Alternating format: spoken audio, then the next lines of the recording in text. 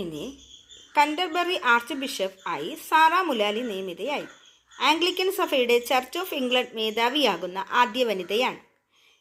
നോർവേയിൽ നടന്ന ലോക weight lifting ചാമ്പ്യൻഷിപ്പിൽ ഇന്ത്യയുടെ മീരാബായി ചാനുവിന് വെള്ളി, ഉത്തര കൊറിയയുടെ റീസോങ് ആണ് സ്വർണം നേടിയത്.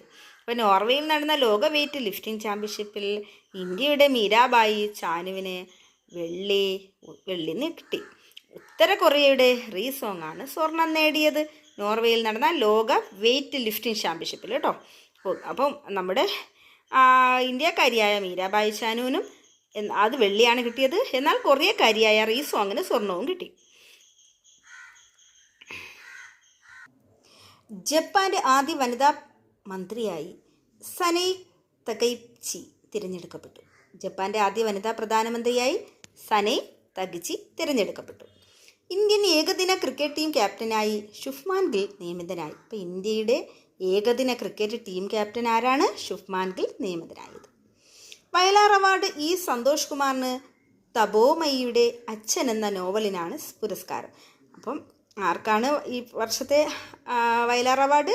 വയലാർ അവാർഡ് ഇ സന്തോഷിന് 2025 വയലാർ അവാർഡ് ഇ സന്തോഷ് കുമാറിന് തപോമയിയുടെ അച്ഛൻ എന്ന നോവലിനാണ് പുരസ്കാരം. അന്തർവാഹിനികളെ നശിപ്പിക്കാൻ ശേഷിയുള്ള ഇന്ത്യൻ നാവികസേനയുടെ പടക്കപ്പൽ INS ആന്ത്രോത്ത് കമ്മീഷൻ ചെയ്തു. അന്തർവാഹിനികളെ നശിപ്പിക്കാൻ ശേഷിയുള്ള ഇന്ത്യൻ നാവികസേനയുടെ പടക്കപ്പലാണ് INS ആന്ത്രോത്ത്. അത് കമ്മീഷൻ ചെയ്തു.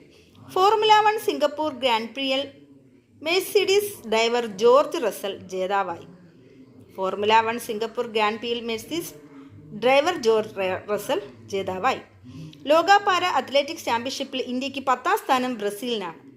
ലോക പാര അത്ലറ്റിക്സ് ചാമ്പ്യൻഷിപ്പിൽ ഇന്ത്യക്ക് 10ാം സ്ഥാനവും ബ്രസീലിന് 1ാമതുമാണ്.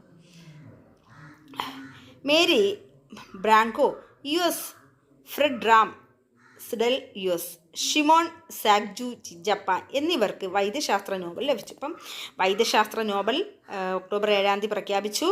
അപ്പോൾ ആർക്കൊക്കെയാണ് അത് കിട്ടിയത്? മേരി ബ്രാങ്കോ അത് US ആണ്, Fred Ramsdell US Shimon സഗാഗുജി ജപ്പാനിലാണ് എന്നിവർക്കാണ് വൈദ്യശാസ്ത്രത്തിൽ നോബൽ. അപ്പോൾ ഈ വർഷം 3 പേർക്ക് വൈദ്യശാസ്ത്രത്തിൽ കിട്ടി, 2 US-കാർക്കും 1 ജപ്പാൻകാർ. ഫ്രഞ്ച് പ്രധാനമന്ത്രി സെബാസ്റ്റ്യൻ ലൂക്കോനു രാജിവെച്ച് ചുമതലയേറ്റു. 27ാം ദിവസമാണ് രാജി. അപ്പോൾ ഫ്രഞ്ച് പ്രധാനമന്ത്രി സെബാസ്റ്റ്യൻ ആയപ്പോൾ 27ാം ദിവസം അദ്ദേഹം രാജിവെച്ചു. അപ്പം ഫ്രഞ്ച് പ്രധാനമന്ത്രി Sebastian Lecornu. John Clarke Britain, Michel ഡെവറോഫ്